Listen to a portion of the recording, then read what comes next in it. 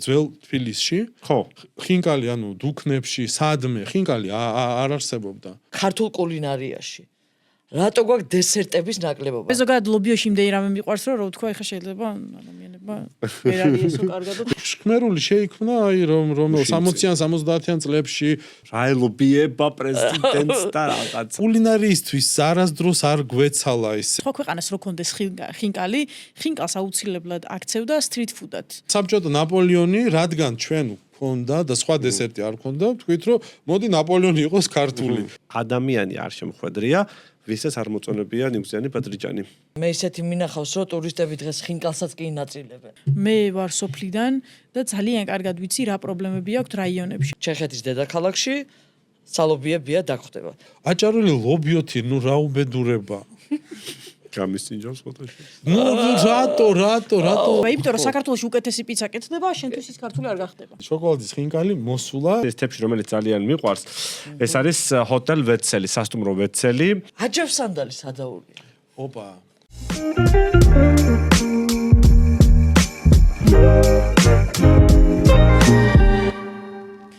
მოგესალმებით მეგობრებო, როგორც შეკვირდით, დაგიბრუნდით ახალი ეპიზოდით. ეს არის თემატური პოდკასტი. ისევ აქა ვართ, მე სოფო და ზურა და როგორც შეკვირდით, დღეს გვექნება თემა, რა თქმა უნდა, ქართულ კულინარიას, თუმცა რა თქმა უნდა, უკვე სტუმართან ერთად. ჩვენი დღევანდელი სტუმარი არის გიორგი იოსავა, რესტორატორი, ზარეული შეფი, არაერთი რესტორნის დამფუძნებელი, მართველი, მენეჯერი, ზარეული თავისივე რესტორნის და მოკლედ ამ ამბავში მთლიანად რა ვიცი, ყველაფრით იქ ხარ შენ ხარ ყველაფერი მოკლედ. გიორგი არის ძალიან საინტერესო ადამიანი, იქიდან გამომდინარე რომ გარდა იმისა რომ რესტორნები აქვს, ძალიან ისეთ იშვიათ ნივთებს აგროვებს, ამაზეც ვილაპარაკებთ. მაგრამ პირველი კითხვა მე მინდა რომ გიორგის დაუსვა, დარწმუნებული ვარ ბევრს აინტერესებს. სამი რესტორანი გაქვს ამ ეტაპზე გიორგი. ერთი არის Burger House თბილისი, მეორე არის სალობიებია, ანუ თემატურად განსხვავებული და მესამე არის გელი ვენახში. ეს ჩემი ფავორიტი სახელია. სამივეზე კითხავ რატო გადაწყვიტეს სხვადასხვა მიმართულება და მე სახელების მნიშვნელობა, Burger House-ის გასაგებია, აი სალობიებია და გელი ვენახში ძალიან მაინტერესებს. მოგესალმებით, კეთილი იყოს ჩემი ფეხი თქვენ პოდკასტში. მადლობა. პირველი სტუმარი ხარ. პირველი სტუმარი და ძალიან გამიკვირდა, რა ვიცი. შენ გაგვიხარდა. სარისკო ის იყო. ესე იგი, რაც შეხება შენ შეკითხოს. რატო ბურგერი, რატო ბია და რატო მგელი? რატო ბურგერი, ლობიო და რატო მგელი ვენახში? შეფად მუშაობდი მთელი ცხოვრება ფაქტობრივად, ზარეულად, მე შებზარეულად და ერთი სული მქონდა, რომ რამენაირად ჩემი რესტორანი გამეხსნა. ყველაზე მარტივი გზა, რესტორანს რო ხსნი, არიცი ექსარესტორნო ბიზნესი, რაღაცა მარტივი პროდუქტი უნდა შექმნა, მონოპროდუქტი. ვიღო ბურგერი ავირჩიეთ, იმიტომ რომ ეხ მოდა შემოდიოდა ეს ბურგერის ამბავი და ერთ მონოპროდუქტზე აწყობილი რესტორანი შედარებით მარტივია, მაგისი მართვა, ლოჯისტიკა და ყველაფერი. ამიტომ იყო Burger House-ი, უმარტივესია, როგორც ხინკლის სახლი არის Burger House-ი. რადგან თბილისია დავარქვით Burger House თბილისი და ეს იყო 2015 წელს გახსნილი. და რამოდენიმე წელიწადში უკვე გავხსენით სალობიებია. სალობიე რატო? ისევ მონომიმართულება ავირჩიეთ, რომ ქართული სამზარო საკმაოდ დიდია. და იყო ისეთი პერიოდი, როცა ქართული რესტორანი ერთმანეთს გავდნენ, ერთ იგივე მენიუ, ყველაფერი. და რაღაცა ვიფიქრეთ, რამე ნიშა ავირჩიოთ. ამ იდეაში უნდა ყოფილიყო ქართული ვეგეტარიანული სამზარეულო. მაგრამ როცა დავიწყეთ უხორცო კერძებით, მივხვდით რომ საშუალო ჩეკი იმდენად დაბალია, რომ ვერ იმაშვებით რა ეკონომიკურად ვერ ქართული სამზარეულო ძალიან ვეგეტარიანულთან კი და ამ კუთხით გვინდოდა რომ გვაჩვენებინა რომ აი როგორია მარტო მწვადი და ხინკალი არ არის. მithumetes მე ვფიქრობ რომ ქართულ რესტორანში არ არის აუცილებელი იყოს ხინკალი მაგალითად. ხინკალი არის ისევ მონოპროდუქტი, სადაც ანუ უნდა მიხვიდე და ჭამო ხინკალი, დალიო, ლუდი და იქ არ უნდა იყოს ღვინო მაგალითად, რომელიც არ უხდება ხინკალს. აბსოლუტურად გეთანხმები 100-დან 100. აი, მაგრამ ტურისტისთვის აი ეს არის, რომ აი აჭარული ხაჭაპური უნდა იყოს, ხინკალი და დანარჩენი ყველა. ხინკალი თუ კარგია, ყოველთვის მე ხალხი ხინკლისთვის იწყებს მისვლას. ჩემი გამოცდილებიდან და მე ის ხდება უკვე უდგება არჩევანი. ან ჩახსნახს ხინკალი და იზარალოს, ან გახდეს სახინკლე. ხო, როგორც არის, დავშოთ ჩილიმს რო დაამატებ და მე საჭილი მე რო ხდება. ხო და სალობიების შემთხვევაში მართლაც არის იყო კომერციულად, რომ როცა არ გაქვს ისეთი აი ხიდები, არ გაქვს ხინკალი, არ გაქვს მწვადი, არ გაქვს ქაბაბი, თუმცა ხაჭაპური და აჭარული ხაჭაპური. აჭარული ხაჭაპური ეგეც ცალკე ფენომენია, მე ვფიქრობ, რომ ესეც მონოკონცეპტი უნდა იყოს, იმიტომ რომ აჭარულ ხაჭაპურს რომ მიირთმევ, უკვე აღარაფერი არ გინდა და ამის გაზიარება არის სისულელე ჩემი აზრით. როცა უყურებ, რომ ტურისტები შეუკვეთავენ და მე მოდის მიმტანი ამას წელავს, ჭრის და ანაწილებს მე გიორგი ბოდიში გაწყვეტია მე ისეთი მინახავს რომ ტურისტები დღეს ხინკალსაც კი ინაწილებენ ერთ ხინკალს ოჭრიან შუაში და ჩემი სახე უნდა ნახო მაგ დროს ნო ეგეთი ეგ უნდა ეწერო დანაშაულთა სიაში და საზღვარზე უკან რო ბრუნდებიან მაგ დროს უნდა დეპორტი გავაკეთონ არა ეს ჩვენი ბრალი იმიტომ ტურისტი არის ის მაგას გონია რომ ნო ალბათ ეს როგორ ფიქრობ ინსტრუქტაჟი უნდა ტარდებოდეს ანუ აი მიმტანმა უნდა უთხრას რომ ხინკალი იჭმევა ხელით და არა დანა ჩანგლით მე სხვათა შორის ჩანგლით ვჭამ ხინკალს ანუ კუჩი ხინკალს ანუ ეგ უკვე სხვა ის არის დანა არაფერ შვაში არ არის უბრალოდ ხელები რო არ დამისვაროს ან ძალიან ცხელია ხოლმე ხო კაი წინა თემასო და სალობიე გასაგებია ბია ბია ჩემი წინაპრების სოფელი რომელშიც არ ვარ ნამყოფი სადაც სამეგრელოში არის ხობის რაიონი ძალიან ლამაზი სოფელი და ჩემი წინაპრები იქ სასულიერო პირები იყვნენ ეკლესიაც აშენებული მაგათ რა მოკლედ ნუ ისეთია რა იოსავების რაღაცა კუთხე. მე მეგონა რომ კომში და ბიას კომში არაფერ შუაში ლობიოს უხდება ძალიან და ვიფიქრე რომ რაგონიული მიხვედრა და ლობიოს უხდება არც ვიცოდი. კი მეც არ ვიცი. აი რაღაცა ახალს მიაგნო სოფო დავტესტო. არა მეც ეგ მაინტერესებს დასავლეთი ახლა მე ქუთაისელი. ჩახეხვაც უხდება. მართლა? ჩახეხილი კი. ოღონდ ისეთი კომში უნდა იყოს არ ბილი ძალიან ახლა ამ ბოლოს რო შემოვიდა რაღაც ჯიშები არა მაგრამ სოფოს ლაიფ ჰაკერი ქართული კიდე კაი მოვედი თქვენ. სოფოს ლაიფ ჰაკერი. გემოვნების ამბავია მე ზოგადად ლობიოში იმდენი რამე მიყვარს რომ თქვა ეხა შეიძლება ადამიანებმა ვერ არის ესო კარგად. რით გიჭამია აი ყველა აი ლობიოში არა რაზგულის ხო ვიცი ყველა მწვანილი უხდება ჩემი აზრით თუ კი რამე მწვანე არსებობს და ნუ ძალიან ბევრი მჟავე ხო საერთოდ და ძალიან ისეთი ეგ კლასიკა არის ჭადი მჟავე და შენაგაკ ხო სეტი ნუ ყველას აქვს მე მგონი. შენ როგორ აგაქვს? მე გასინჯული მაქვს რაღაც. ერთადერთი აი ესეთი ჩვენი რაღაცა საფირმო კიმჩი დავამატეთ მწნილების თებში. ეს ვცადეთ სტარტაპ მარკეტზე თავის დროზე. ძალიან მოუხდა, ანუ კიმჩი და ლობიო, ეს კორეული მცხარე მწნილი, ესე ვთქვათ, ხო? ძალიან მოუხდა ლობიოც ისედაც ქართულ გემოში აი ჯდება სასწაულად. კაი, მესამე და ეხლა ეს ახალია უკვე ფაქტობრივად. ეს ახალი რომელიც სადღაც ერთი თვეც არ არის რაც გახსნილი. მგელი ვენახში იდეაში ხორცის კონცეფცია meat and wine. ნახოთ რა გამოგვივა, იმიტომ რომ ხო, ანუ მე თვითონ მომხმარებელი ისეთი გზით მიყავს მომხმარებელს, რომ ვერც მივხვდები, ანუ თავიდან ჩანაფიქრი რაც იყო, მე ხვდები, რომ მართლა ეს ჯობია. ამ მიმართულებით წახვიდებ, ნახოთ შეიძლება ხინკალიც დავამატოთ და აჭარულიც.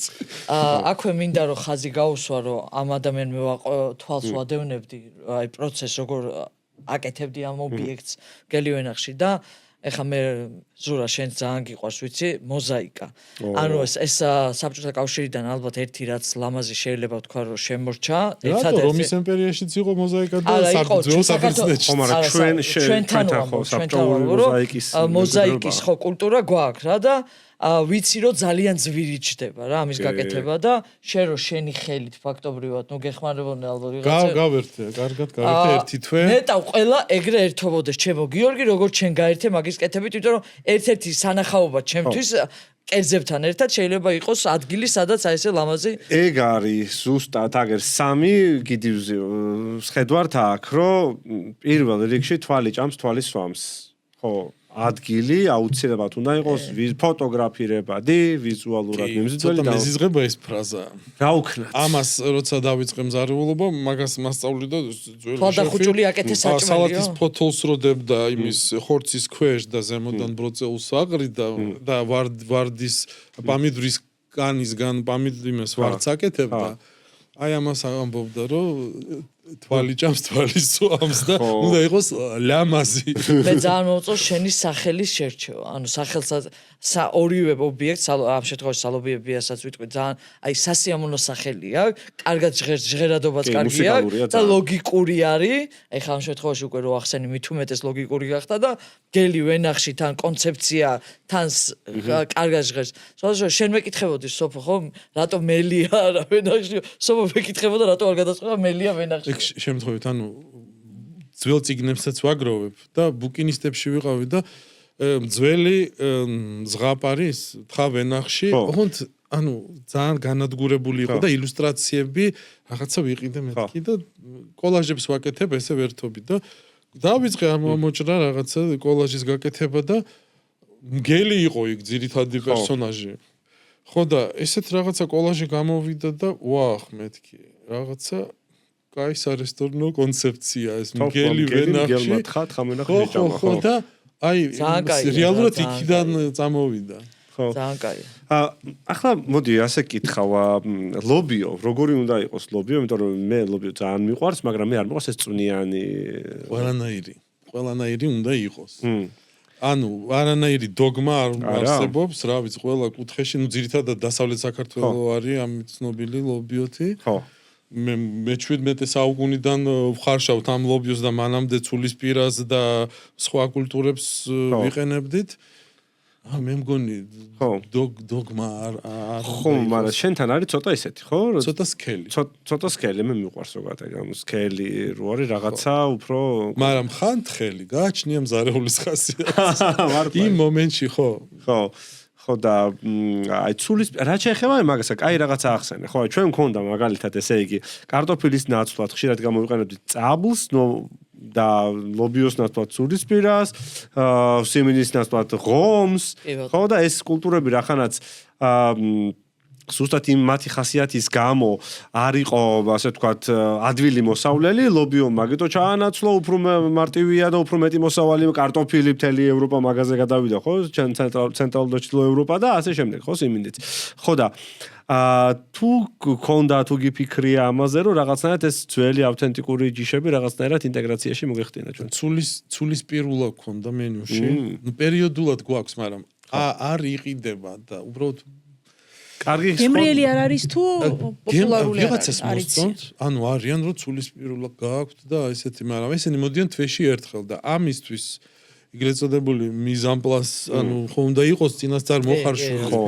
და ეს ნუ არ გამოდის ამის ჩასმა მენიუში რაღაცა სპეშალ რაღაცა მაშინ თუმცა ზურა შენგან გადმოვალ და ლობიოს კულტურა ზოგადად ძალიან გვიან შემოვიდა საქართველოს როგორც კარტოფილის მე-16 საუკუნეში შემოდის და ორივეს კარტოფილსაც და ზოგადად ლობიოსაც სამხრეთ ამერიკა აქვს სამშობლო რა ხო და მერე მოხდა ადაპტაცია ანუ ახალ პროდუქტი შევცვალეთ ანუ როგორც ღომი სიმინდით შევცვალეთ სხვათა შორის იდეაში ბიაში იყო ღომის ღომი კი ლოგიკა ელკანა წარმოებდა ამ ცულისპირას უბრალოდ იმდენად არასტაბილურია რომ ვერ მაგიტომაც ჩაანაცვლა თავის დროზე ლობიო ხო ამიტომაც ჩაანაცვლა სიმინდი მაგრამ ჩვენ ესეთი გამოსავალი ვიპოვეთ რომ რადგან ღომს ვერ შოვლობთ სიმინძე არ გადავედით და ვაკეთებთ კინოას და ფეტვის ღომს რომელიც გემოთი გაცილებით უფრო გავს ღომის ღომს ვიდრე სიმინდის. აუ კინოას და ფეტვის ღომი რა საინტერესო იქნება. მე გიორგისგან კიდე რა ექსპერიმენტები გიყავს გიორგის. კაი, ჩვენთვის ექსპერიმენტი. ანუ მოდი ჩვენთვის იყოს, შენთვის ანუ ისეთი რა, ხო. კითხვა მაქვს შენთან. შენი აზრით, ქართულ კულინარიაში რატო გვაქვს დესერტების ნაკლებობა ეგრეთ წოდებული? ეხლა სად მივდივარ, მე გეტყვი რა. ერთადერთი ადამიანი ხარ, მე ზოგადად ეხლა ვაღიარებ, რომ ტკბილი ძალიან არ მიყვარს, მაგრამ მე შენი ტყემლის არ გესმით მეგობრებო, არ მოგესმა ტყემლის სორბე, ანუ ტყემალი ჩვენთვის ხო ასოცირდება, რომ შემწვარ კარტოფილთან და ნუ ხორცთან შეიძლება ჭამო და ადამიანმა ტყემლის სორბე შექმნა. ერთ-ერთი უნიკალური ჩემთვის პირადად, იმიტომ რომ ტყემალი აქცია დესერტად. ტყემელი აქცია დესერტად და თან ტკბილით შეურიან, ტკბილ-ჟავის კომბინაცია გააკეთა. საიდან მოგივიდა ეგ ეზრია? ანუ ვეძებდით, რადგან როგორც თქვი, ქართული დესერტი არ არსებობს, ჩურჩხელა. რატო გვიჭირს? მე მგონი არ გვჭირდებოდა არ გვედესერდებოდა. ძირითადად საჭმლის. ხო, ანუ რა შემთხვევაში უნდა მიირთვა დესერტი, ანუ ქართული სუფრა წარმოიდგინე და რა მომენტში აი შილა ფლავი რაღაცები და უცებ აი დესერტი როდის უნდა შემოვიდეს, ანუ წარმოიდგინე. ფელამუში ჩურჩხელა. ეს არის ჩვენი ძირითადი წრე. ფიქრობ რომ პლუს კიდე ბევრი ხილი გვაქვს ძველ ფოტოებს რო უყურებ, ძველ რაღაც ნახატებს. სუფრაზე ყოველთვის საზამთრო ქონდათ. შეიძლება საზამთრო ამ ფუნქციას ასრულებდა დესერტის.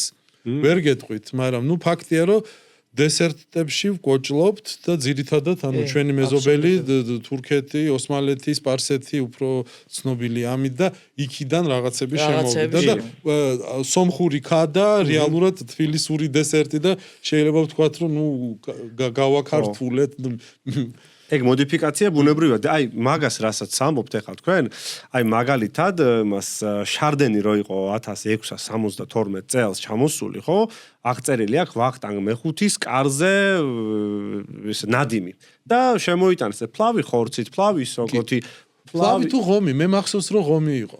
ღომი ბოლოს შემოვიდა. ბოლოს შემოვიდა როგორც დესერტი. სხვათა შორის წაბლის ინტერესო. წაბლის ღომი? ხო, წაბლის ელარჯი. ერთხელ ვცადე. მარილიანი ყველი არ უნდა იყოს, იმიტომ რომ ძალიან ის ტკბილი და მლაშე კონფლიქტში შედის. აი უმარილო ყველი უნდა იყოს ნაზი ტექსტურით. სასწაული დესერტია. ანუ რა ინგრედიენტია? უბრალოდ არის ჯოჯოხეთი ამის მომზადება, წაბლის გარჩევა. ხო, აი ეგ არის პრობლემა. თორე სამეგრელოში აკეთებდნენ წაბლის ელარჯს. მაგეთო ჩაანაცვლა კარტოფილმა მე ხო უფრო ადვილი. ხო და აი იმას აქვს ნახსენები რომ ღომი კი არა და ესა ფლავი თაფლით და რაღაც ანუ ფლავი ესე ტკბილი ფლავი თაფლით იყო დესერტი რა, მაგრამ აი ეს ბრინჯიანი თემა იყო მოკლედ აღმოსავლეთ საქართველოშიც უნდა ვთქვათ რომ აი და შენ გეცოდინება ხე ძალიან კარგად რომ ჩვენ ეს ქართული სამზარეულო აი რასაც უყურებთ ახლა ეგ არის მე-19 საუკუნის ხო ესე საუკუნეების წინათ აი ესეთ რაღაცებს არ აკეთებდნენ ახლა ხო ხან და ხან ანუ არ შეცვალოთ ეს мама პაპურია და რაღაცა და ეს мама პაპური ხო რომ ანუ გუშინ შეიძლება დაიბადა ეს კერძი და არც იცი რაღაცა საბჭოთა პერიოდში სადღაც სასადილოში ვიღაც მზარეულმა ნუ აჭარული არა აჭარული ქონდა ლაზების და ნუ თემა მე ვფიქრობ მართლა ხო მე ჩემაც წყარო ბათუმში გავიზარდე და ლამის ყოველდილით აჭარულს ანუ აჭარული ჩემთვის არის და სასწაული ქართული ბრექფასტი ანუ ამაზე უკეთესი საუზმე მე არ ვიცი. უბრალოდ კარგი სამზარეულო უნდა ქონდეს მაგას. და რატო არ გვაქვს მე სამზარეულო დაჭარული? მაგალითად, ანუ რაზეც თქვი, ხო, ან მამა შქმერული, ხო, შქმერული შეიქმნა აი რომ 60-იან 70-იან წლებში და ვიცით სახელი, გვარი იმ კაცის, ვინც შექმნა. მე არ მახსოვს სამწუხაროდ, მაგრამ ხო არა, საინტერესოა. ხო და მე უბრალოდ აჭარულზეც ეგრე მქონდა გაგებული, მაგრამ ბოდიში მოვიხდი თუ ვწდები, მაგრამ ხო, რაღაცა არა, მასე სადილოში შექმნა თბილისში ვერ ნახავ ხინკალს, აი ძველ თბილისში. ხო. ხინკალი, ანუ დუქნებში, სადმე, ხინკალი არ არსებობდა. თბილისი იყო განთქმული, ანუ ვიღაცები რო წერენ, აი ფლავით, აი სადღაც მეიდანზე, ფითი კიდე. აი ფლავი და ესე შემდეგ. ხო და ხინკალი არ იყო. ხინკალი არ არის ქართული ძველი? კერძი იყო უბრალოდ საბჭოთა კავშირმა ინდუსტრიული გახადა ეს სახინკლეები ზუსტად ჩვენ გადაცემის წინ რაღაცა სტალინზე რატომღაც ვილაპარაკეთ ზუსტად იმის მერე პროტესტები რო დაიწყო საქართველოში აი კულტის ისო ხრუშოვი რომ მოვიდა და სტალინს რაღაცები კულტი დაგმოსტალინის ხო სამართლიანად აბრალებდა რაღაცას მაგრამ აქ იყო სერიოზული პროტესტი და ბევრი ხალხი დაიხოცა ამ პროტესტებში და როგორ დავაწყნაროთ ჩვენი სუსტი წერტილი იპოვეს ჭამასმა მიდით დალიეთ არაყი ის რა ქვია ლუდი სახინკლე იაფი ბევრი მაგ ჭამას მიცხოვ და ამ სახინკლეები რეალურად ამ პერიოდში დაიწყო თორემ მანამდე რომ ვთქვათ რომ ქალაქში ხინკალს ვინმე მიირთმევდა მე არ მინახავს ეგეთი წყარო არ ხო ხო რაღაცა ურბანული ლეგენდების დონეზე ვიცით რაღაცები უბრალოდ აი ველიამინოვის ქუჩაზე და რა რომ მე-19 საუკუნეში ხინკალი იყო აი ასე ურბანული ლეგენდა თქო მაგიტო ვამბობ და არა ის რომ ფაქტი ადმოცემული ხალხის მიერ ხო ერთადერთი აი ხა რატომაც ვახსენე ჩვენ ძალიან გვიყოს ჭამასმა თითქმის ჩვენი ყველა დღესასწაული თუ გლოვა ასოცირდება სუფრასთან ერთადერთი სხვადასხვა ისრაელსაც ეგრე ებრაელებსაც აი ყველა რასაც დღესასწაული აქვს აუცილებლად უეჭველად სუფრა იმართება რა ხო და მე მგონი ყველა ერთს იცი რა ყველა ერთში აი არა სხვათა შორის ყველა ერთში არა და ძალიან საინტერესო დაკვირვება იმიტომ რომ ტურისტებთან მქონდა ამაზე საუბარი რა და მაშინ ყავდნენ ებრაელი ისრაელიდან ტურისტები და მაგაზე საუბრობდით რომ ტიპა ჩამოთვალა თავის ყველა დღესასწაული და ფაქტობრივად 10-დან 9 აი სუფრა უნდა გაიშალოს რა აუცილებლად რა ანუ ჩუმი დღესასწაული არ არის კაი, ბოლოს ის თემას დავამთავროთ რა. მაინც საინტერესოა ტყემალი როგორ რატო გადაქმენი დესერტად. აი როგორ მიხვედი მაგაზრამდე. გონებაში გაცდა ეგა? ჩემთვის ტყემალი არის ისეთი ქართული თუმცა აზიიდან შემოვიდა ეს ხო მცენარე ხო? მაგრამ ძალიან ქართულია ჩემთვის ტყემალი. თელიც ბავშვობა რა ვიცი მართლა ტყემალზე ვიჭექი და ზაფხულში ვჭამდით ამ ტყემალს და ნუ მოკლედ თან ნუ ომბალო გამოვიყენეთ, იმიტომ რომ ტყემალში როცა ვაკეთებთ ამ საწებელ ტყემლის საწებელს ომბალოს ვიყენებ და ფრეში ომბალო და ის ტყემლის ორბე თან ლამაზია, თან გემრიელია და პლუს შოკოლადი, ნუ ხო, ნუ უკვე ბანალურია, მაგრამ თავის დროზე ეს იყო ბესტსელერი და ამის გამო ჩვენთან მოდიოდნენ. ანუ მარკეტინგი რეალურად არასდროს არ ქონდა. ერთი თეთრი არ დამიხარჯავს რეკლამაში. აი ეს ტყემლის სორბე იყო ერთ-ერთი მარკეტინგული ხრიკი, ანუ მენიუ თვითონ იყო რეკლამა. ოდიში მეორე ბახსოვს სალომე ზურაბიშვილმა რომ ესტუმრა სალომიებიაში ეგ ამბავი იყო ატყა და ეგ გახსოვს არ გახსოვს? ხომის სამარძე იყვნენ მაშინ ჯერ და ხომის სამარძე ხო?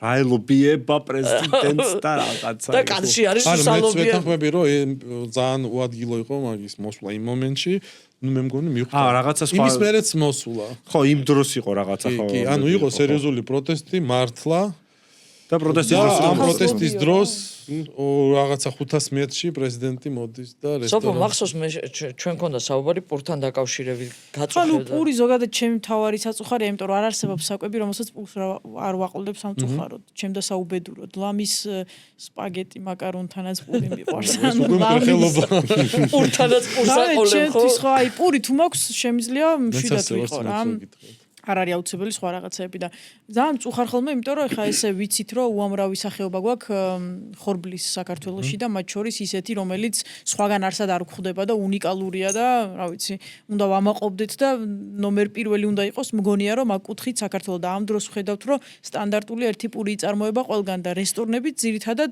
ძალიან ცოტა მახსენდება რომელიც თვითონ აცხობს და რაღაცა ისეთ პურს გვთავაზობს რომელიც შეიძლება ეხა რომ ეხა ჩვენ რადგან მაინც მეტნაკლებად ტურიზმს უკავშირებთ ყველაფერს ჩემთვის მგონია რომ ძალიან დაკარგული რესურსია ის რომ ჩვენს ტურისტებს საქართველოს ჩამოსულ ადამიანებს პურს ჩვენებურად არ ვაწვდით და ეს არის უბრალოდ ჩვეულებრივი პური რა და რა არის ამის მიზეზი სულ მაინტერესებს ხოლმე ალბათ ამ შემთხვევაში ისევ რაღაცა დეფიციტია არ არის ის საშუალება რომ მაგალითად შავი ხორბალი რო გვაქვს თუ ნუ გვაქვს რაღაც ჯიშები დოლი რაღაცა ხო რატო ვერა ნუ ჯერ ერთი მე როგორც ვიცი ლამის 99% ხორბლის შემოდის ჩვენი ჩრდილოეთ მეზობლიდან ანუ რეალურად ის რაოდენობა უბრალოდ ფიზიკურად არ გვეყოფა. ის იშვიათი ჯიშები რაც არის, ნუ იყიდება პატარა შეფუთვებში და აი რაღაც ძვირი ღირს, ძალიან ძვირი და თქვენ არ გადაიხდით, ანუ არ გვაქვს ამის ტრადიცია და ფუფუნება, რომ ეხლა მოდი ეს კაი ფქვილის პურია და მოდი 1-5 ლარი გადა. სუბსიდიაზე რო გავუშვი. ხა ეკონომიკაში გადავდივარ და ეკონომიკაში მართლა ვერ ვერკვევი. ეს პრობლემაა, მაგრამ მე მგონი დრო გვჭირდება. ჩვენი პრობლემა რაშია?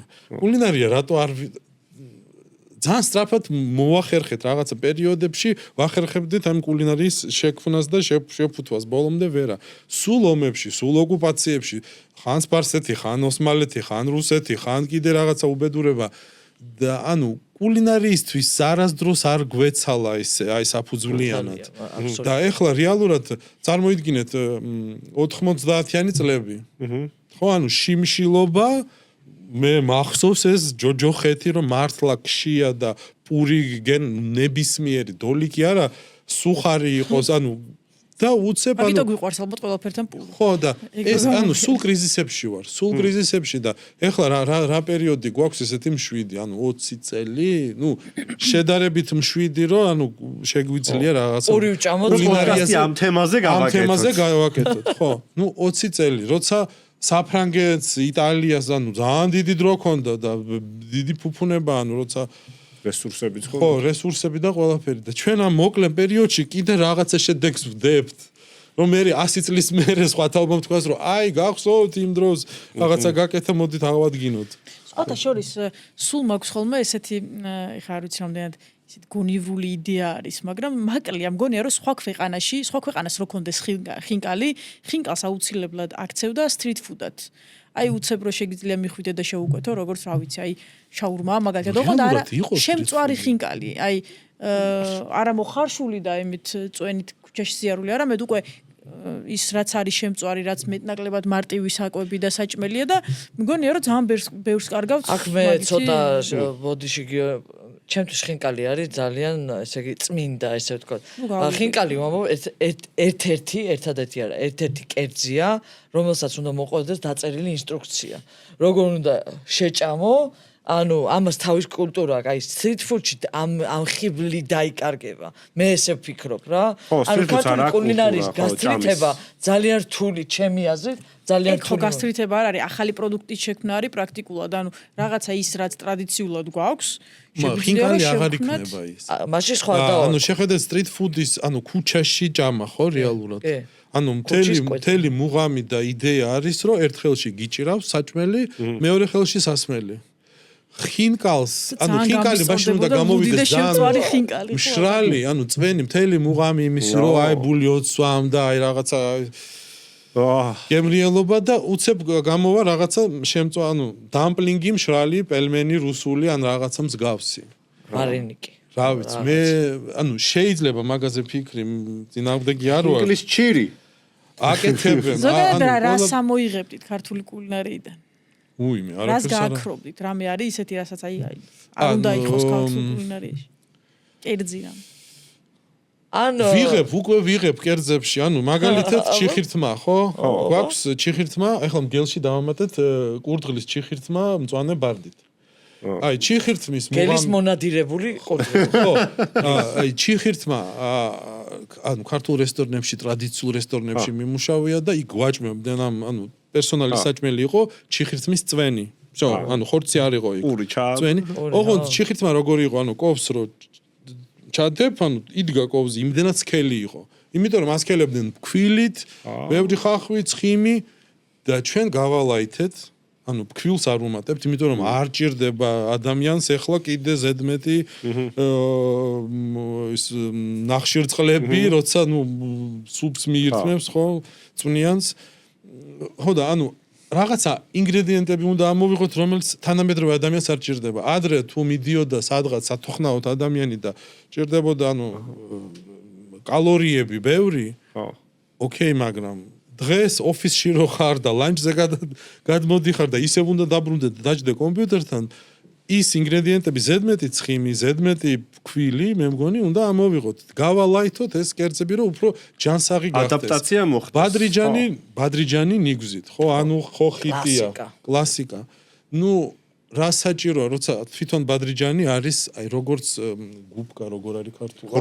ღრუბელი, რომელიც იწოვს ამ ცხიმს და შენ რო ამ ცხიმში წვავ და ნუ სთან ზეთი დამიჯერეთ ხარისხიანი ზეთი არ შემოდის ჩვენთან. მით უმეტეს ბადრიჯანის შეწვაზე არავინ არ დახარჯავს ზვირიან ზეთს. ხო და გავიყეთ და ჩვეულებრივად გრილზე ბრაწავთ, უცხიმოთ. ჩვენიერი გემო გამოდის, ანუ ისევ ნიგოს უსმევთ და ანუ ნაკლებად კალორიული, ნაკლებად ჯანსაღი მეტად ჯანსაღია და ბადრიჯნის გემოს გრძნობ მაინც და არა იმ რაღაცა ცხიმნაწვავ რაღაც. ხო და ეს არის რაც ამოვიღებდი.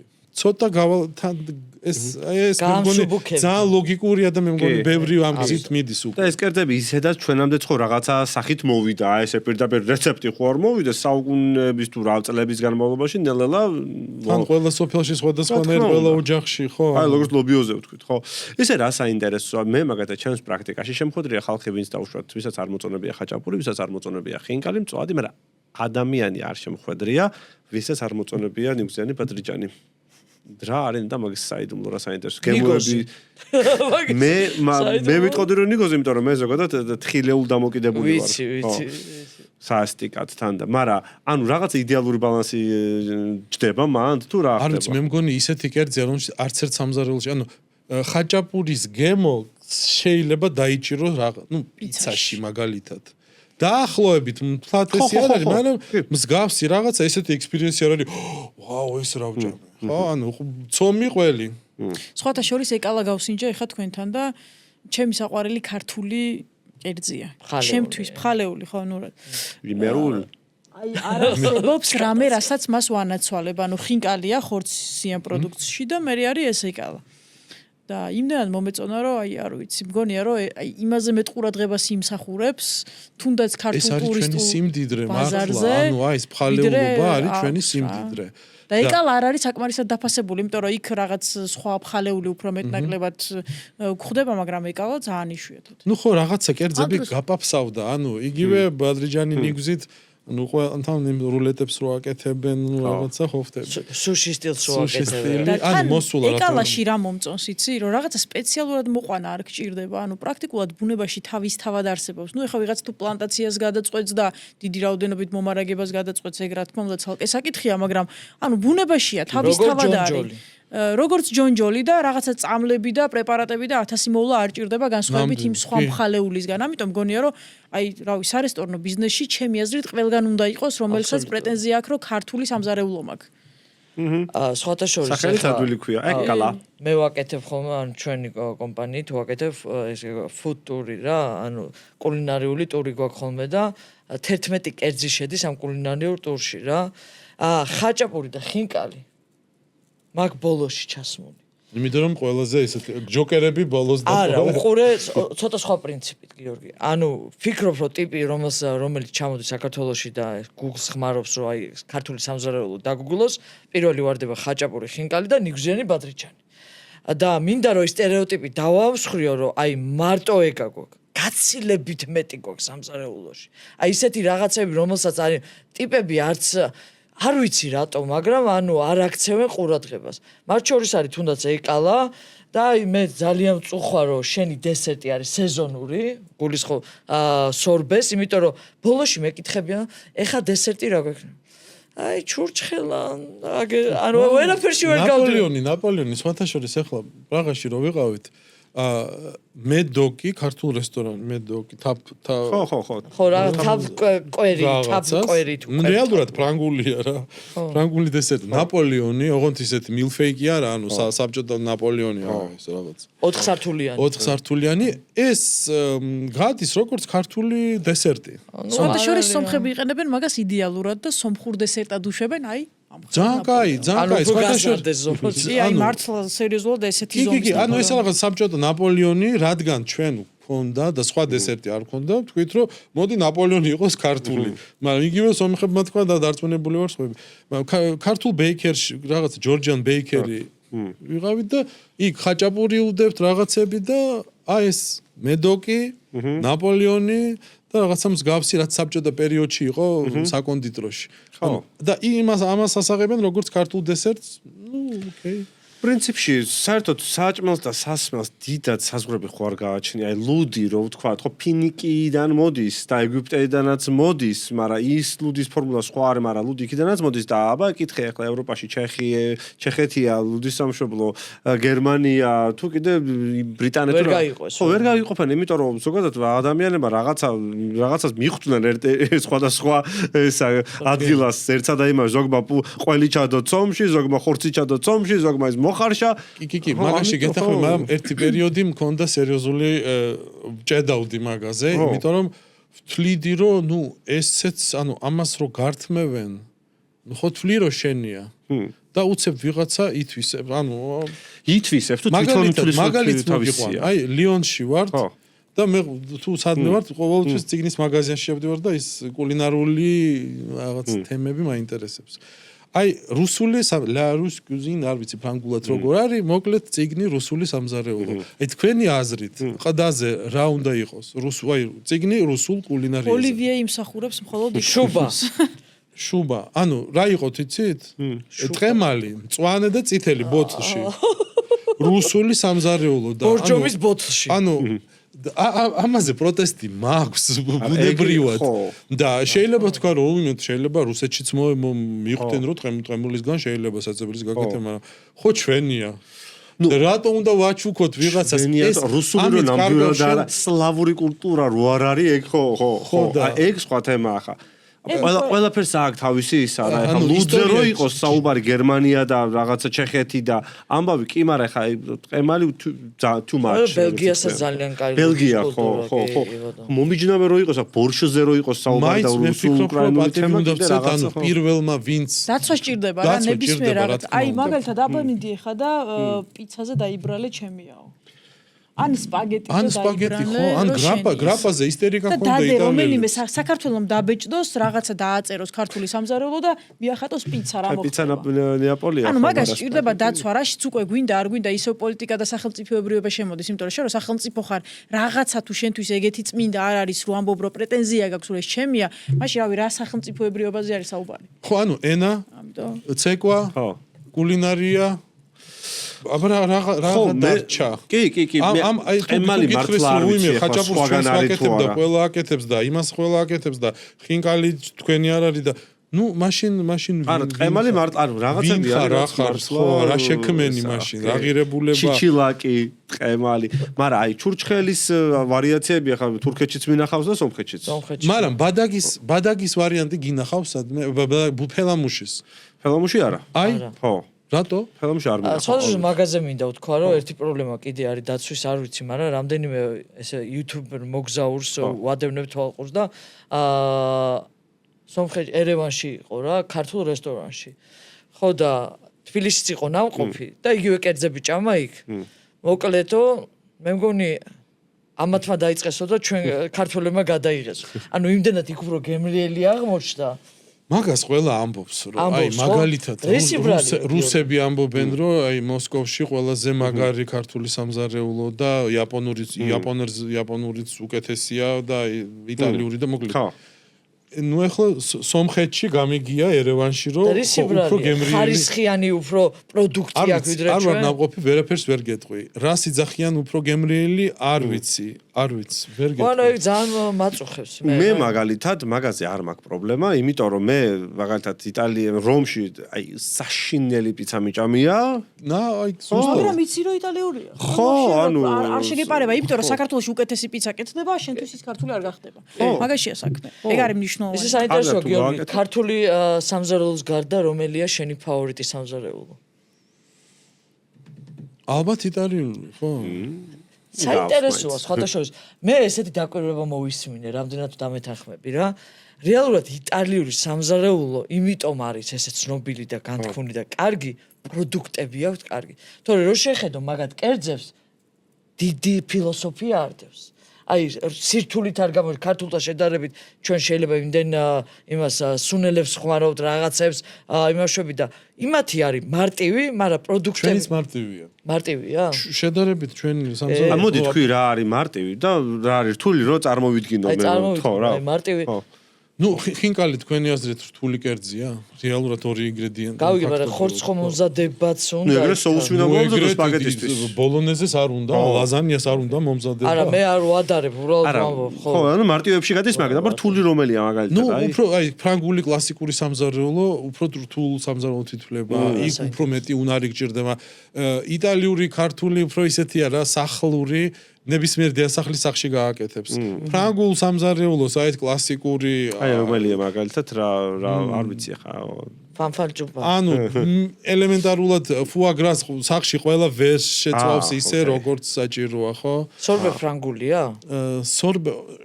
სორბე აზიიდან აღმოსავლეთიდან ყველა მარიცის რა არის სორბე და მოდი ვთქვათ რა ჩვენი ახლა კი ყველა სორბე არ ხოთხივე მაგრამ ვთქვათ რა როგორ გამოიყურება ხო ანუ ნაყინიც არ არის იმიტომ რომ ნაყინი კეთდება რძით და კვერცხით ხო ნაღებით და კვერცხით ეს უბრალოდ გაყინული ხილის წვენი ხო თავისი რაღაცა გაჯერებული კონსისტენციით ხო როდენება წვენივით არ მიდის მე ხო წყალწყალა არ არის რაღაცა ცოტა ხო ანუ ბადალა ტექნოლოგიას უმატებ რაღაცა ან შაქრის სიროპი შეგიძლიათ გააკეთო და ამით შეკრა კარგი მე რა მაინტერესებს ახლა წავიდეთ ცოტა ბიზნესისკენაც იმიტომ რომ საბოლოოდ რისთვისაც აქ შევიკრიბე და რაც ჩვენი მთავარი მოტივირებელი არის საბოლოოდ არის ეს რომ ბიზნესია სადღაც რაღაციდან შემოსავალს ვიღებთ რა და მე მაინტერესებს თქვენი როგორც ბიზნესმენიც ხართ ანუ ესე გამოდის იძულებით. ხო, სხვა გზა არ არის. სხვანაირად ვერ გადავრჩებით აქ, ხო და როგორც ბიზნესმენის მთავარი პრობლემა ამ ბიზნესში,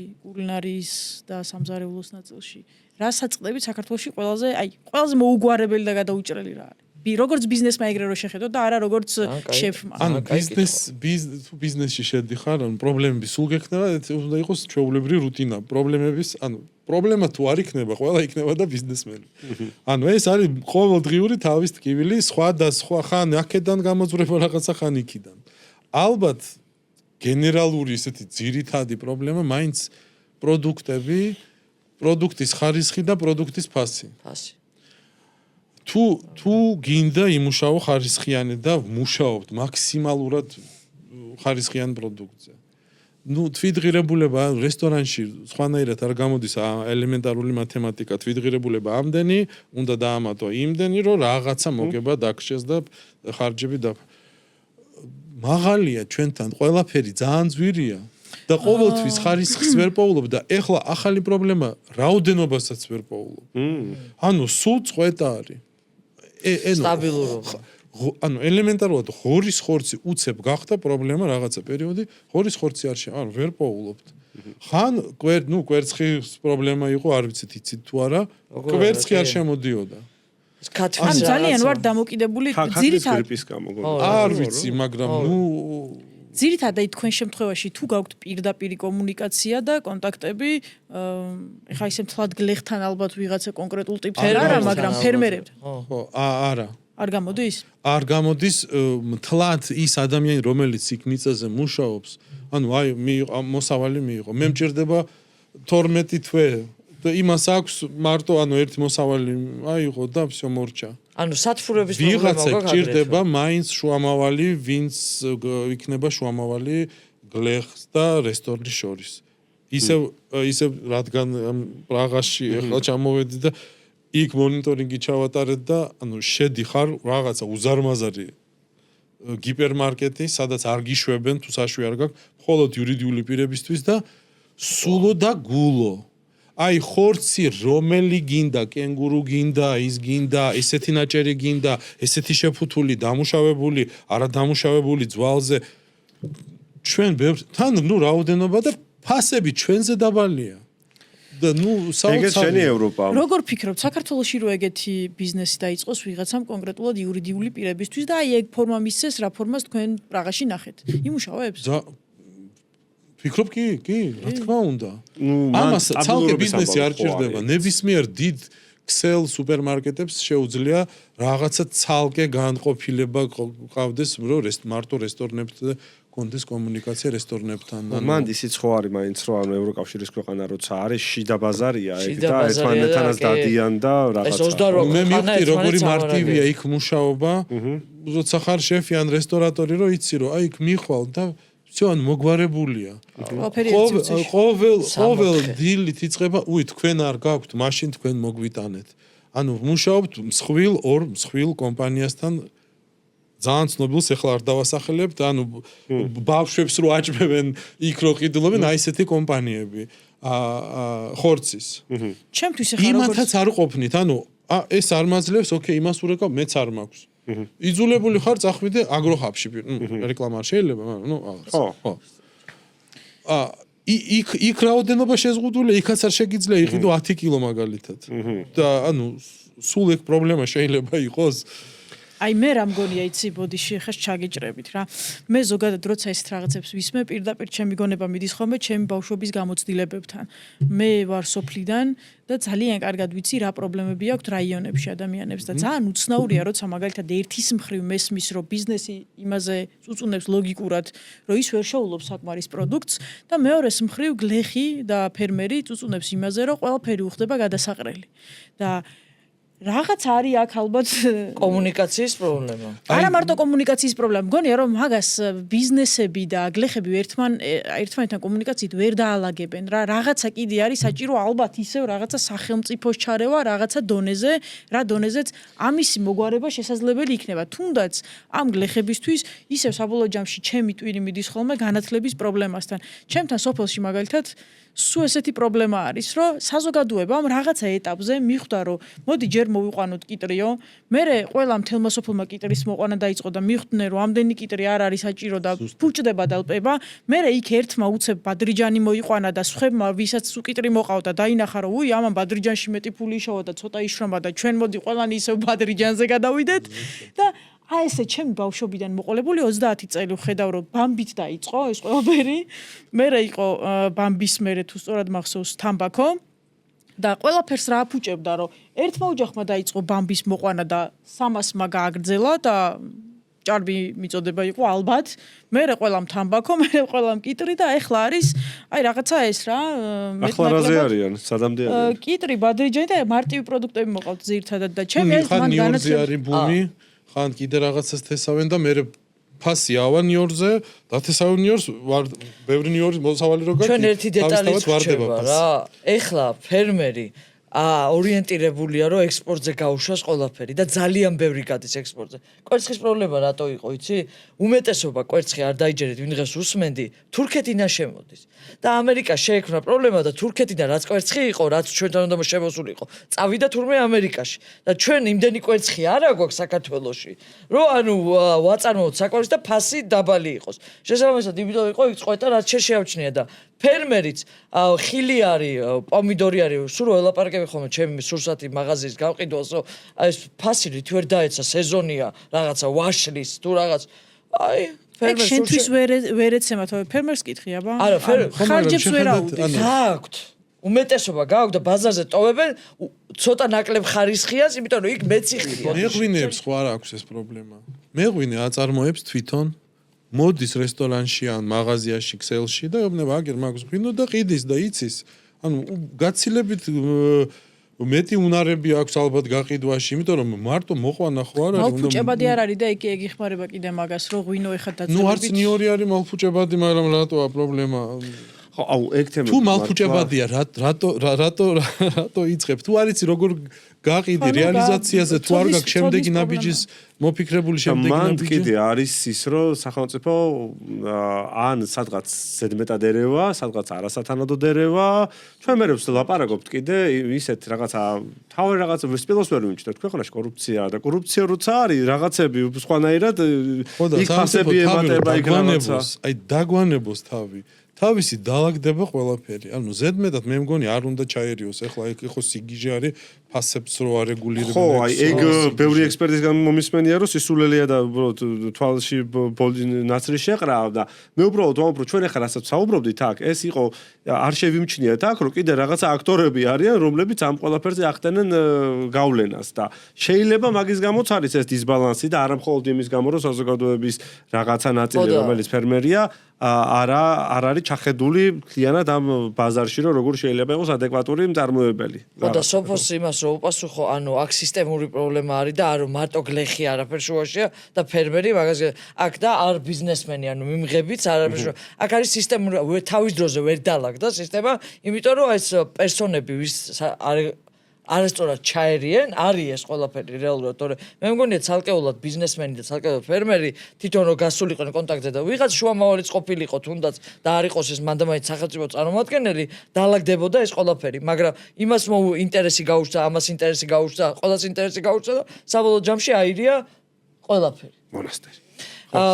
ეხლა ამაზე სანამ გადავალთ აუცილებლად მინდოდა რომ დიდი ხანია გიორგის შევიპირე რომ დღეს ფაქტობრივად გვაქვს პირველად გააჟღერებს იმ ამბავს რაც მე ყველაზე მეტად მახარებს გიორგი ანუ სამი ობიექტი გაქვს საქართველოს ტერიტორიაზე და არა ეგ უნდა ვთქვა ეგ არის ჩემთვის პირველი როგორც ხო ისე რომ ამბობ რომ სამი ობიექტი აი ისეთი მდიდარი ბიზნესმენი სამი პატარა ობიექტი რომელიც პატარა ობიექტი აქვს სამი პატარა ობიექტი აქვს საქართველოს პატარა ობიექტი მე მახსოვს ალობია მართლა პატარა იყო და ესეთი თბილისში ესა ბურგერიც ჰაუს ბურგერიც ძალიან პატარა ობიექტები და ისევე დარჩა ის პატარა რაც თავი ხარისხია მაღალი და მოკლედ ახალი ფილიალი იხსნება სალობიე ბიასი და გაცდა აი რა არა ეს არის გენგეგმა რომელიც გენგეგმა აი ნუ 99% ვითომ გავიარეთ ძალიან მაგარია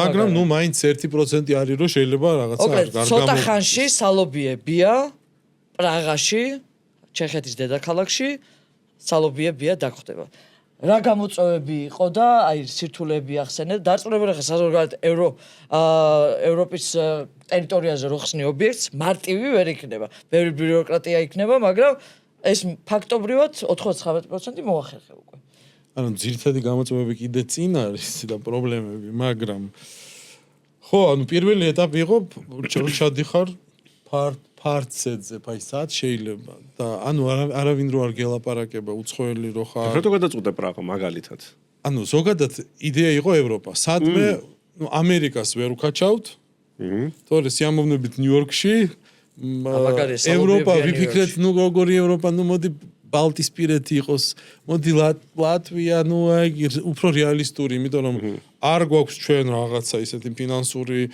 ბიუჯეტი რო აი რაღაც გავქაჩოთ ისეთი დიდი რესტორანი სადმე კარგ ქვეყანაში და ნუ რაღაც მონიტორინგს ვატარებდით ხან მე ესტონეთზე ვიფიქრე ძალიან მოგვეწონა ესტონეთი მაგრამ პატარა ბაზარია ფინეთი უკვე ყველგან არის ქართული რესტორნები ყველგან მუშაობენ ლიტვაში ძალიან ბევრი ქართული პრაღაშიც არის ხოდი პრაღაში 18 რესტორანი აი შეისწავლეთ ბაზარს ხა და არა არ ნაყოფი ერთადერთი გავიარე ერთი რესტორანი ცოტა შემეშინდა, იმიტომ რომ დილით გავიარე მიმტანები იჯდნენ ესე ტელეფონში, მე საღამოს დაბრუნდი და ისევ იგივე ადგილას იჯდა მიმტანი ტელეფონში და მეთქი, ოპა, მეთქი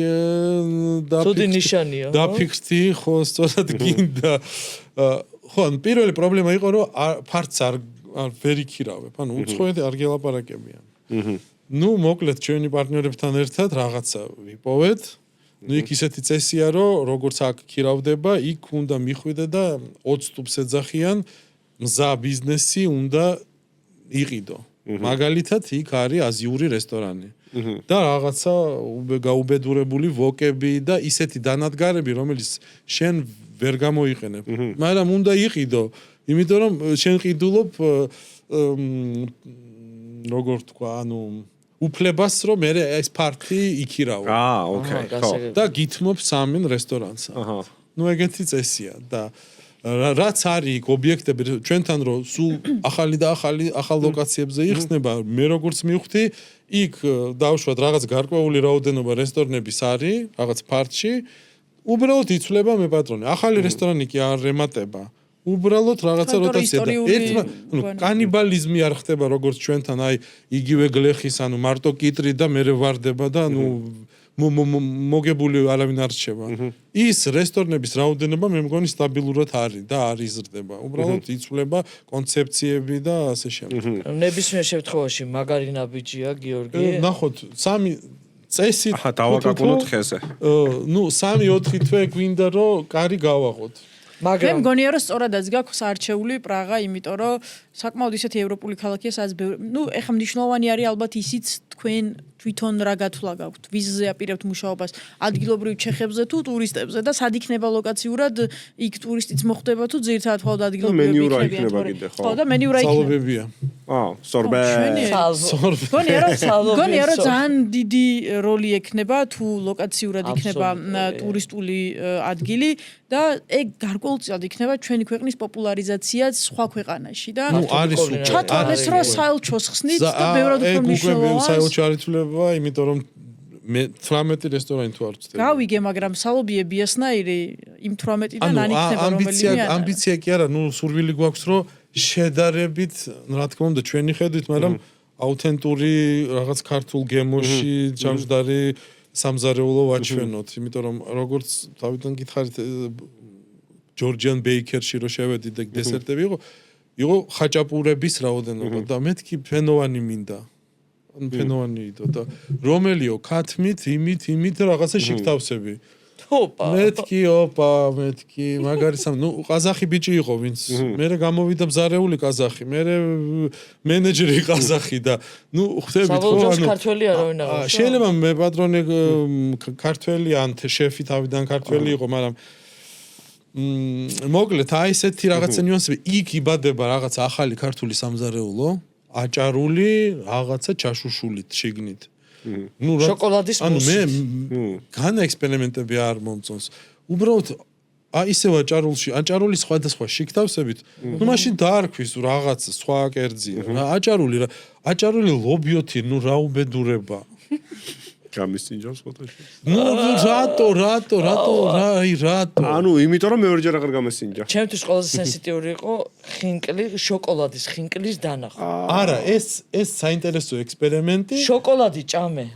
აი, არა, ეს პირიქით შოკოლადის ხინკალი მოსულა, როგორც რიზოტოს იტალიელები აკეთებენ დესერტად, ანუ ერთმა არ ვიცი, ბავშვობის საღეჭი რეზინი ყველაზე ისეთი გემო რო აქვს, მარწყვის, რიზოტოში დაამატა და ეს იყო რიზოტო დესერტად. გონებაში დამეწერა ეს საინტერესოა, მაგრამ აჭარული იმით სხვადასხვა ქართული კერძებით შიგნით აი რაღაცა მწვადი და აჭარულში ხინკალი ღმერთო ჩემო. აჭარული მოდის და შიგნით ხინკალი აწვე რაღაცა соуსში. ცუდი პორნოგრაფია. არ ვიცი ამას რა ქვია. ეს არ არის ექსპერიმენტი, ეს არის ცუდი პორნოგრაფია. ხო, რაღაცა BDSM. შოკოლადის ფილამენტი ყველა არ გადავედი და არ მიმჩნევთ აქ რაღაცა. ავლადიდებით ახარ მოსული. ზურას ვიცი რომ აი ყველაზე მეტად ზურასთვის მოიტანე ხო ის თებში. მოკლედ შემგროვებელი. მოკლედ ესეთი იდეა იყო, ანუ ისეთი თვისება მაქვს რომ ანუ ვაგროვებ, მოკლედ სულით კოლექციონერი ვარ, რაღაცა უნდა შევაგროვო ბავშვობიდან, ხან მონეტები, ხან მარკები, საფოსტო, ხან რაღაცა. ანუ ბავშვობიდან მოყვება. ხო, მაგრამ მე ანებებ თავს და გადადიხარ სხვა კოლექციაზე, ვთქვათ. ხო და მზარეული რო გაგვხდი, მეთქი რა კარგი იქნება კულინარული რამე კოლექციის თემა. უბრალოდ იმდანად დიდი სფეროა ეს, იმიტომ რომ იქ შედის ჭამას ხო და მე დიდი ფული მიდიოდა მაგაში. რაღაცნაირად ხო უნდა მეუღლესთან ოჯახთან რაღაცნაირად ხო უნდა გააправო ეს ხარჯები. სახში ხო უნდა მიხვიდე. ხო, სახში ხო უნდა მიხვიდე და ესეთი დიდი ამოცანა, დიდი მუზეუმს ვაკეთებ. ჭამას მის მუზეუმს. აჰა. ანუ მუზეუმი ის რაღაცა რა თემაა. ამით გააправო. ხო და ამით აი რატო ხარჯავ? აი იმიტომ რომ რაღაცა მინდა დავტოვო.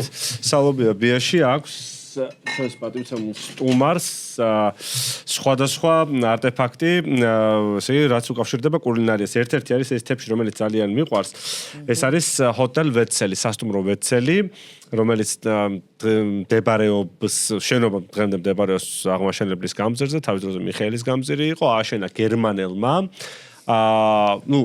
ლეოპოლდ ვეცელი იყო არქიტექტორი გერმანელი და მოსაკუთრე იყო ფრიდრიხ ვეცელი და მაგისი მამა იყო აღარ მახსოვს სახელი, მაგრამ იყო პირველი ლუდის წარმოებელი თბილისში. აი ლუდის ვეცელის ლუდის კათხაც მაქვს. აჰა. ხო და ძალიან ცუდი ლუდი ქონდა. როგორც ვიცი, იმიტომ რომ მტკვრის წყალს იყენებდა, ანუ ლუდში ეგეც ისევ ლეგენდების დონეზე არის, ლუდში რა არის მთავარი წყალი. ხო. ხო და არ ვიცი, შეიძლება ლეგენდა, მაგრამ ესე ამბობენ რომ მტკვრის წყალს რო იყენებდა, თლათ ესეთი კაი ლუდი არ გამო. ბუნებრივია ეხლა, ხო. მაგრამ ფაქტია რომ ეს კულტურა გერმანული, ანუ ლუდის კულტურა შემოიტანა. კი. ხო და აი ამას აწერია Hotel Wetzel Tiflis, აი Tiflis, იმიტომ რომ 1920. თან ინგლისურად რო აწერია და ან ფრანგულად არ ვიცი, არა რუსულად. იმიტომ რომ ძალიან აწერია O-ს აქ თავზე ეს. ოკეი, შეიძლება გერმანულად. ხო, აქ არის ისა. კუზნეცოვის ფაიფურია. კუზნეცოვის ფაიფურია და ის აქვს იმპერიის გერბი აქვს დარტყმული უკან, ხო. ეს ძალიან ფაქიზად უნდა გავხსნა. ძალიან საინტერესოა. ეს შენობა დღემდე დგას, ვეცელის სასტუმრო შენობა დღემდე დგას, არის გაუბედურებული საშინელი მდგომარეობა, არის ულამაზესი შენობა და პირველი შენობა იყო რაც ვიცი თბილისში, რომელსაც ჰქონდა ლიფტი. ფოტოშორის. და მე მგონი კინოთეატრიც ჰქონდა.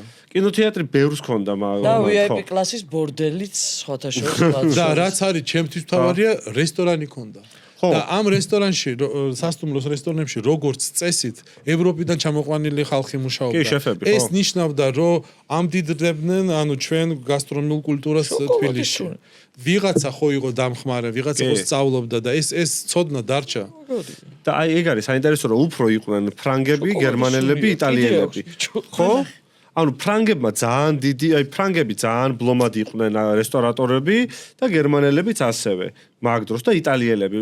და მაგათ შექმნეს რეალურად თბილისის ევროპული სამზარეულო. ხო, ქართულ მოტივებზე დაყრდნობით. ერთი მეც დავყრდნო. ანუ ხო და ყველაზე მაგარი რომელი წელია? 80 წელი უნდა იყოს. 80 წელი. დათუნია ვაიმე. ეს რა არის გიორგი? ეს არის ეგეთ შეგრძნება მაქვს თითქოს მინახავს ეგ ანუ ეს პატარა დათუნიები რო იყო, მე მგონი ეგ გამოშვება. ეს 1980 წელს მოსკოვის ოლიმპიადა რო გაიმართა, მაშინ იყო ოლიმპიისკაია მიშკა. ხო, მაგრამ აქ ჩემთვის ღირებული ის არის, რომ თბილისის საკონდიტრო ფაბრიკამ გამოუშვა ეს შოკოლადი. ქართულად აწერია ამიტომ. ქართულად აწერია და საკმაოდ, ანუ დიდი კოლექციაში ბევრი ისეთი შოკოლადი მაქვს, სხვადასხვა ბრენდები, სპორტული შოკოლადი და ასე შემდეგ. ესენი რა გვა გიორგი აქ? ანუ რადგან ვეცელი ახსენე, აბა? ვეცელის პარტნიორი გვარი არ მახსოვს. ნოე იყო. ნოე სიხარულიძე. ვინც იყიდა სასტუმრო მერე. იყიდა თუ რაღაცა მოხდა იქ რაღაცა გარიგება. კორუფცია. ადრე ვიყიდე ეს კოვზი და რუსულად წერია ნოი. და ვერ ხვდებოდი, ანუ ნოი ახლა ნოე ის კიდობანის და ალბათ სახელი ვიღაცის, მაგრამ მე მივხვდი რომ ნოი სასტუმრო ვეცელის რემბრენდინგი მოხდა და გახდა ნოი. და თბილისშიც იყო და ბათუმშიც. ანუ ეს არის ლოგიკური გაგრძელება ამ თეფში, ეს ნიფთი კოვზი იმ სასტუმროდან. ეს არის ინტურისტი. შემდეგი, ანუ კომუნისტები რომ მოვიდნენ, უკვე ამ ადგილას გაიხსნა ინტურისტი და თეფშები რა თქმა უნდა მაქვს, უბრალოდ წამოვიღე ესეთი медали. იშვიათია ისევ ინგლისურად რო წერია. Remember Soviet Georgia. ეს ალბათ ჩუქნიდნენ ტურისტებს. ანუ თქვენი თემა, ანუ უცხოელი ტურისტები საბჭოთა პერიოდშიც ჩამოდიოდნენ აქ. კი. ოღონ უფრო კონტროლდებოდა და ორგანიზებული იყო. ხო, რა თქმა უნდა, KGB-ს გიდები ყავდა. რომელი წლის არის ეს საინტერესოა? 1929, 1979. რესპუბლიკის დაშლა. გიორგი, რა გიშლის? 79 წელს მუზეუმი მოეწყოს, ანუ რა გჭირდება ამისთვის? იმიტომ რომ ეს მე მუზეუმი მე დრო მჭირდება და სივრცე, რომელიც სწორად მე ხო გავაკეთებ ადარა ოთახი რესტორანში და მივხვდი რომ დიდი სივრცე გჭირდება. აი ახლა ისევ ის პრაღას ვუბრუნდები კომუნიზმის მუზეუმში ვიყავი და ანუ საკმაოდ ძალიან მაგარი სივრცეა. მე მივხვდი რომ ჩემი ნივთები და სამ მუზეუმს გავაკეთებ ესეც. კი. უბრალოდ გჭირდება სივრცე გაშლილი რომ ადამიანმა აღიქვას აუცილებლად და ანუ ერთ კარადაში ბევრი რაღაცა არის უბრალოდ ანტიკვარულ მაღაზიას გავს. შენ უკვე კი. იმდენი ნივთი გაქვს, რომ ფიზიკურად არ დაეტევა. ეს რა არის ეს? ხო და შეხედეთ ამ გასტრონომიულ კოლექციაში ასევე ბევრი რამე შედის ეტიკეტები, ბოთლები, თეფშები, წიგნები, ასევე ფოტოები, სადაც რაღაცა გასტრონომიული თემა არის. ქართული შოთების. საკმაოდ დიდი ბევრი ალბომი მაქვს, ანუ სხვადასხვა ფოტოები სუფლიდან ასე შემდეგ და რაც მომწონს ეს არის ძველი სტერეო ფოტოები. აი მაგალითად აქ რო ჩასვამთ ცოტა 3D-ში დაინახავთ, 3D კი არა, სტერეო ეფექტია, 3D კი არა, სტერეო ეფექტია. ხო, ეს არის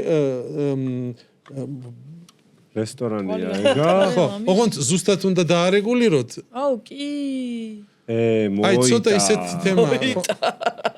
მოიტა. ხო და რაიმე მოიცადე. აუ რა მაგარია. გიორგი, დაახლოებით დათვლილი გაქვს რამდენი ნივთი გაქვს? ამ ვიცი ეს ფოტო. ვიცი ეს ფოტო. ეს არის გიორგი პარლამენტის მოპირდაპირე მხარე სასტუმრო კავკაზია და მაგის ქვეშ იყო გონი ეს სასტუმრო თუ ფანტაზია რაღაცა ფანტაზია ხო ზუსტად და ეს არის ქართველი თავადები და ანუ რაღაც ნადიმია ნახე რა მაგარია. დაახლოებით რამდენი ხო არტეფაქტი ვაიმე ხო რა მაგარია ბოთლები წინ როგორ წამოვიდა ხო არ გაგიჟდით ხალხ ნუ ახლა ავატარს უყურე და რა ის ავატარი ხალხ ნუ ავატარს უყურე აუ რა კაია ხო სასტუმრო ესა რესტორანი ფანტაზია რომელიც იყო პარლამენტის მოპირდაპირე შენობა ახლა არწივი რო არის დღეს გამოსახული საფრთხეობის მუზეუმი მაგის პირველ სართულზე იყო გიორგი სუმინდო და მეკითხა რა მეგობრებო ძალიან მაინტერესა აი თქვენ გააჭებული ხო ვიცით რომ იმერეთიდან მოდის ხო აჭარული აჭარიდან აი და სხვადასხვა კერძები რა სხვადასხვა რეგიონებიდან აჯავსანდალი სადაურია ოპა მოკლედ მე მაქვს ეგეთი ცოდვა თუ ცოდნა ესე იგი მივიღე მონაწილეობა ერთ რუსულ იმაში არღზე კუხნია TV ესეთი გადაცემა იყო ქართული სამზარეულოს და ანუ ვაკეთებდი 24 სერია იყო და ნუ ყველა სერიაში 3 კერძი მინიმუმ იყო და ერთი გავაკეთე აჯაბსანდალი. ოჰო. გავიდა ეს გადაცემა და ატრიალებენ ამ კუხნია TV-ზე ამ გადაცემას და მწერს ვიღაცა Facebook-ზე ვიღაცა ბაქოდან ქალბატონი. თქვენ რატო თქვით რომ ეს არის ქართული როცა ეს აზერბაიჯანული?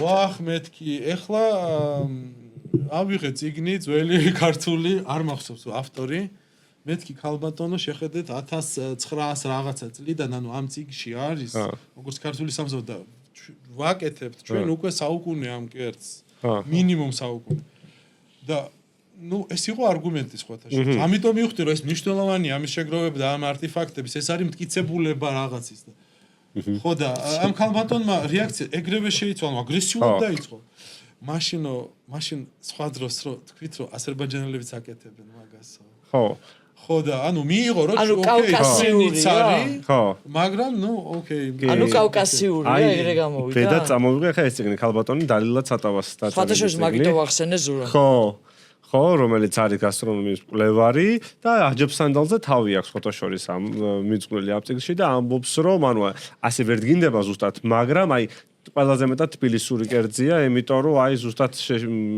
ნუ აი რატატუი, ფრანგული რატატუი. კი, ზუსტად მაგაზეც აქვს. ანუ შეხედე როგორი თემა. სეზონი გაქვს ბოსტნეულის. საქონელს არ კლავ, სოფელში ხარ, რა უნდა გააკეთო? რაღაცა ბოსტნეულის რაგო, რაღაცა ჩაყარე რაც გაქვს, მოხარშე, მარილი მოაყარე. რა სწორი სახელია. ანუ არა, ეს იქიდან მე მგონი წამოვიდა რომ აჯაბსანდალს. ჩვენ ახლა არეულ რაღაცას აჯაბსანდალს. ხო, აი ხო და ეგაა.